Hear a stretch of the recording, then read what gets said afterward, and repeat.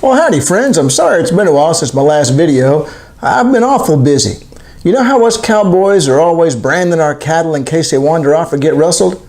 Well, I got to thinking, what about the chickens? What about the hogs? What about my farm hands? So I set to work remedying that problem. And believe me, brother, it took a long time. It took me a week to get rid of the smell of burning feathers. And I had to write a few want ads as well. But as President Bush once said, mission accomplished. Speaking of presidents, did you hear what the current one's daughter Ivanka said just a few weeks ago? She said that people want to work for what they get. Amen, sister. I did not realize she was such a fan of the job guarantee, because that's precisely what it's all about. If you want a job, then we will guarantee that you get a job. Now one might wonder, why do we need that from the government? Why not just go down on the street and get a job? Well, the answer is simple. And it's related to what I think is one of the most misunderstood aspects of our economic system. That misunderstanding is the belief that the private sector will create enough jobs for everyone who wants to work. It won't. To explain this, let me break it down a little bit. Now, in order to get a job in the private sector, somebody must think you can make some money for them. They must think it will be profitable to hire you. For example, caring for orphans is unlikely to be a big job creator. Orphans don't have a lot of money, not very profitable. Likewise, reading to the blind or feeding the homeless.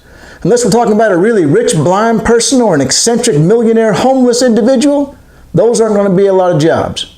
Now, on the other hand, I understand that many restaurants, grocery stores, and internet service providers do quite well, and good for them. Now, here's what I want to point out. All of these things that I've mentioned, from caring for orphans to providing internet services, are all worthwhile activities. But only a subset of them are likely to be profitable and therefore create a private sector job for some worker. There's my point number one. There are many, many socially useful activities, but only the ones on the green half create a job. Second point. While the private sector will create jobs related to profitable undertakings, labor is a cost for them. It is in their best interest to use as little labor as possible. Now, that doesn't make them bad people. That's just how the market system works. And given certain caveats, their cost minimization plans can work out to the advantage of all of us.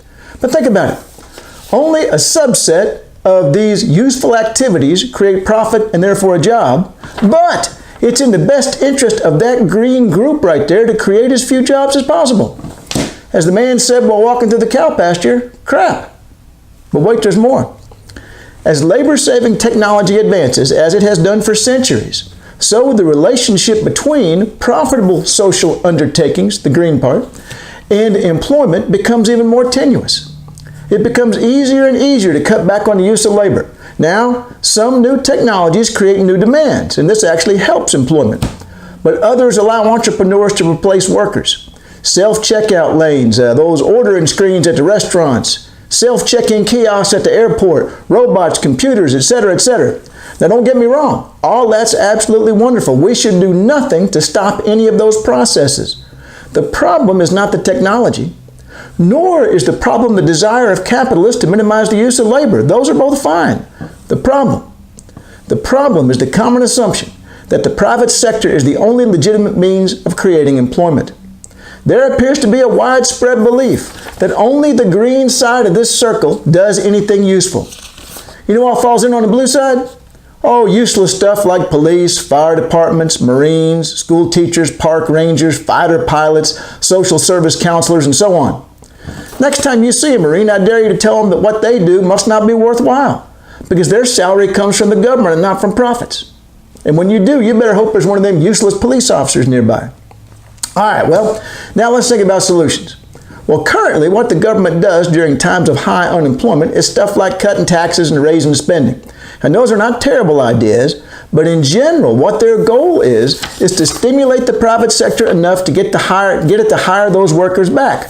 Once again, they are relying on only the socially useful activities that minimize the use of labor, that is, the green side. All right? This has proved to be inefficient and ineffective. Now, I don't have time to go into that here. It's some really fascinating research. I highly recommend the work of another rancher around here, Pavlina Cherneva. You can find her work over at what they call the Levy Institute. Real good stuff on how current deficit spending actually operates and how it doesn't tend to get to the core of the problem. Well, another solution we hear a lot about is universal basic income, where everybody is guaranteed some minimum standard of living based on what our society could provide. And I like this marginally better than the other one I just mentioned because the universal basic income tends to more effectively reach those in need. And the way we do things now, as I said, it doesn't do that. So the universal income is better. But it still leaves unaddressed the blue portion of my diagram. Who's going to be a national park ranger, public school teacher, child counselor, caregiver? Who's going to do those things that our society needs, but which has no profit associated with them? Now, some supporters of universal basic income argue that people will volunteer to do these things. Well, maybe they will, maybe they won't. At any rate, how do I even know what needs to be done in my community?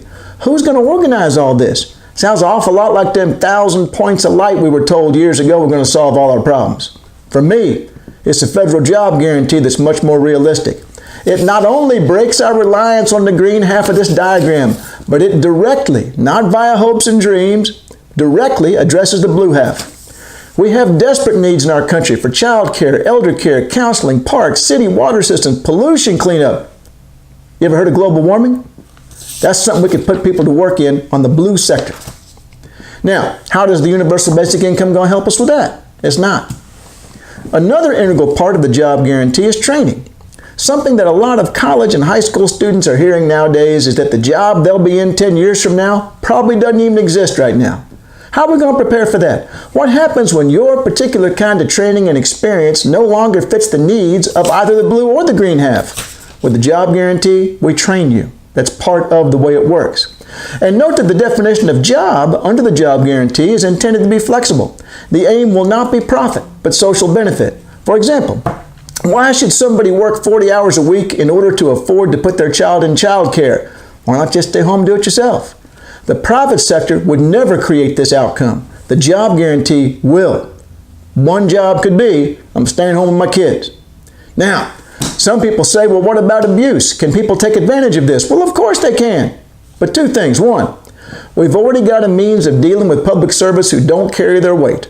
And these means are, of course, not perfect, but perfect should not be the enemy of good. Second, don't forget there's plenty of abuse in the private sector too, right over there in the green part. Remember how many of the financiers got prosecuted after the financial crisis? Have you seen the price of prescription drugs lately? Do you know why we have to have a minimum wage and safety standards? The balance of power has shifted heavily in favor of business.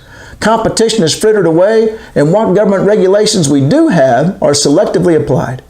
We should today be enjoying the highest standard of living in the history of humanity. Instead, our youth are weighed down with debt, frightened about their job prospects, and wondering whether or not they're going to even have a planet to live on. There is no reason for it. It is long past time to stop thinking that we need to rely on the green side of this circle and start filling the blue side. Thank you.